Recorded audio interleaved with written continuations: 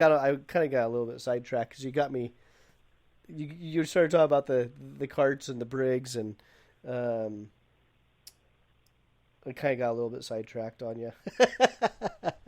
No, I agree. I've driven some of my friends 206s and kind of done some fun, like I said, the Wednesday night stuff with them, going wheel to wheel.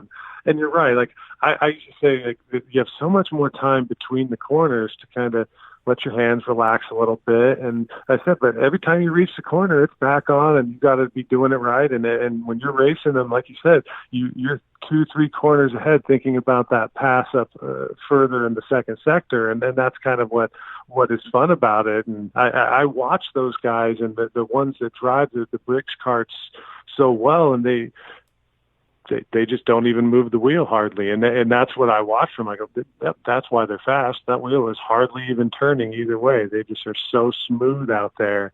And like when I watch Cole working with people, Cole Nelson and his driving, when he's teaching guys out there, and he just has that ability to pull it out of him. And you were saying, to get better, to be with the fast drivers, that's when you get your time, is when you see someone else and you're driving against someone that's half second faster than you seem to just add a few tenths just by being in their presence, and I think that's important too. So yeah, drive race against people that are faster than you for sure. Yeah, and again, it's the seat time. It's if you're in a cart, you should be able to be anywhere on the track, kind of look anywhere you want, pick everything out of your peripheral, uh, while maintaining pure focus on the task at hand. And I talked to some people. You had made the comment about the tunnel vision, and it's I've always found if you have tunnel vision that you're going faster than your body can process,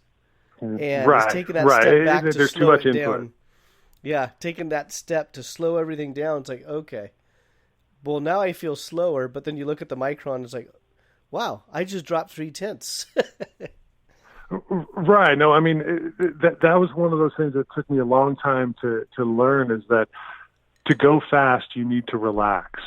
Mm-hmm. You've got to kind of, you can't just white knuckle grip on that wheel. That's not going to go fast. That's not helping you. Like that was the thing. But as a new karter, that was my natural reaction to the intensity of what was happening in the cart.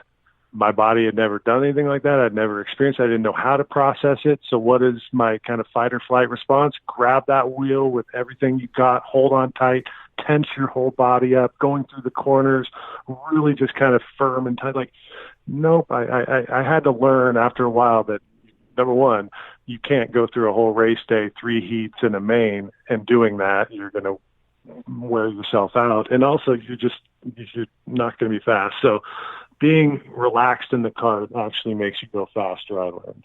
Absolutely. Now, so currently with the KA, are you running senior or master?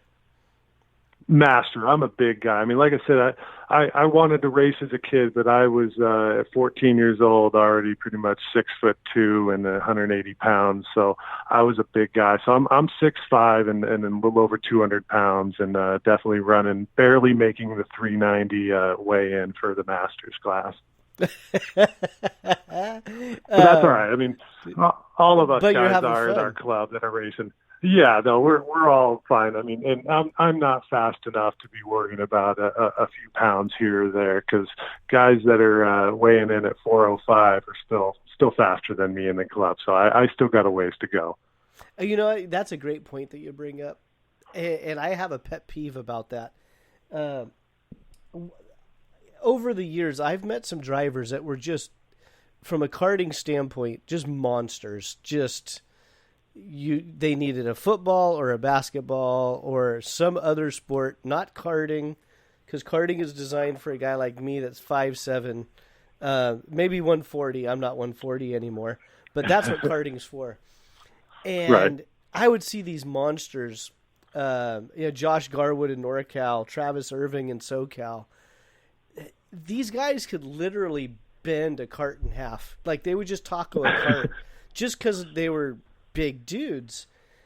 And for as long as I can remember, they were always super, super fast. And I don't want to speak for them because I don't know for sure, but I don't know if they've ever made minimum weight. I don't know if that was ever a concern. So when I see these guys super tweaking on 2 pounds or 3 pounds, it's like, that's not. Maybe at the Super Nationals in the pro class and you're in the top 5, maybe then that weight difference is going to show up because that's the best of the best and everything is spot on. But if you're at a Blue Max or Reno or whatever local kart track, that 5 pounds is not why you're dead last. No. At the club level, the racing variables that can affect time is so endless. I mean, like you were saying, at the national level, at Supernaps, all the chassis are on points, all the motors on points, all the drivers are hitting all of their marks. So what is the deviating factor?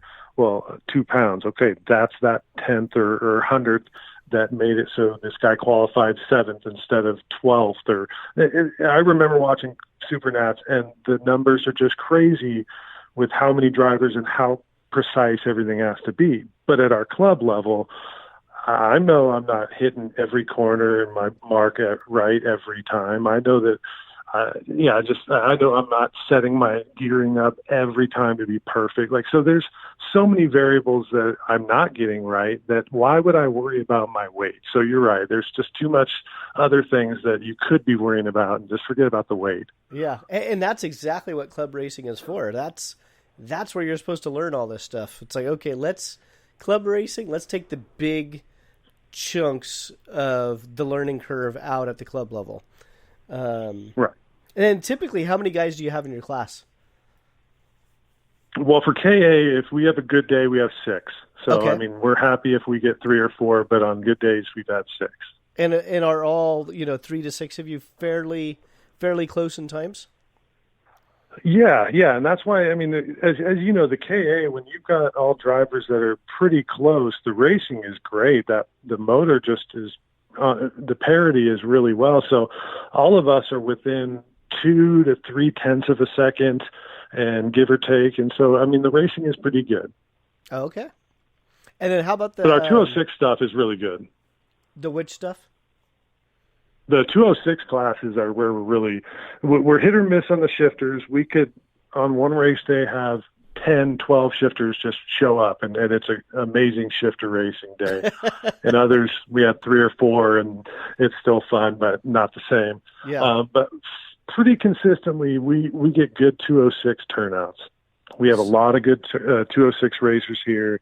We have a number that would come over from the Bay Area, Sacramento area. So we do get a good 206 class, whether it be junior 2 or this year, we were really looking forward to our senior class. We were going to have, I think, 10 to 12 almost consistently, maybe more. And as you know, like Rob Howden says, numbers breed numbers. So if we can get 12, then next thing you know, it's 14, then that's the hot place, and it's 16, and whatever. I mean, that's what our ultimate goal would be, is to be the place to go do whatever it is, shifter, 206, KA racing, all of the above. That's what we want, is to draw. Yeah, and that was my big regret at the beginning of the season this year. I typically am trying to help promote the clubs or the sports, the promoters. It's like I'm not a promoter. I kind of figure I'm a promoter's promoter, if that makes any sense.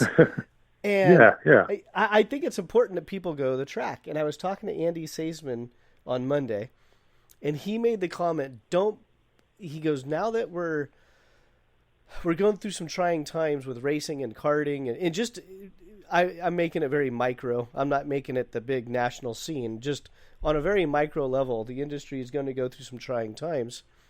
And he said, I don't care what race you go to. If someone puts a race on and you can make it, go and support it. Don't be the guy at home looking at my laps to see, who's going to show up. And I did exactly that this year. I wasn't ready to really start driving. Blue Max had their first club race of the year. And Monday I looked at my laps to see who showed up. And I think they had 15 or 16 seniors in the Briggs class. And I just kicked myself. It's like, are you kidding me? I wish I would have known all those people would have been there, because then I would have raced. That's great to hear that you have, 10 to 15 senior Briggs up there. So what you're telling me is leave the shifter at home and bring the Briggs cart when I come over the hill. Or if you're an Ironman, bring them both, because that's kind of a feather in your cap if you can race both classes and kick some butt. That's a good prize to take home with you. Yeah, if it's in the middle of the summer, no. No, and I'm only talk. I'm not the guy that would do that. I can hardly get through a race day with my one class, and I'm beat. So I give it up to the guys that are putting one cart away and jumping in the other, and with just a splash of water. I mean, those guys are pretty tough, and gals. I mean, we've got some ladies that race with us that are fast, and young ladies. So I mean, we've got a whole mix of racers that are fun to watch, and I'm looking forward to what they're going to do this year. Well, as soon as you guys have an updated calendar, and I know you can't give me the answer now because none of us know, definitely give that, shoot it over to me. And Luke, I appreciate the time tonight. That's a great interview. Thank you, Jason. I appreciate it too. And I mean, keep doing what you're doing. I'm going to keep listening. I'm going to keep spreading the word. And when karting comes back, let's hope that the NorCal-Karters podcast is the place to get all your information. Yeah, I mean, it's as far as I know, I'm not going anywhere. There's probably someone out there going, "Oh man, I have to listen to him again." But you can always just turn it off. And and again, thank you for supporting the page, because it's it's a good. It just helps with the background costs and some other stuff going on with the website. And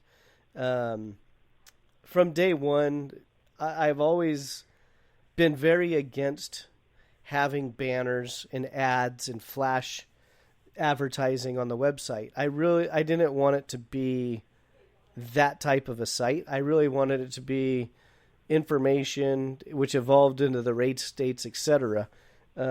So thank you for your support of the website, because it's the more private sponsors I can drum up, the less likelihood of me having to put banner ads up. It greatly diminishes, and I don't want that. No, good. I mean, we're absolutely happy to continue supporting, and it was a no-brainer when presented to us earlier this year. We definitely want to keep our membership money that we have to use in the region. So that is something, and we're definitely getting a benefit from it. So we're happy with all the exposure that you're giving our club, and what's going to come too. So keep it up. Thank you very much. Yeah, no problem. Thank you, Luke. All right, I'm gonna hit end and then just hang tight for a few moments. Okay.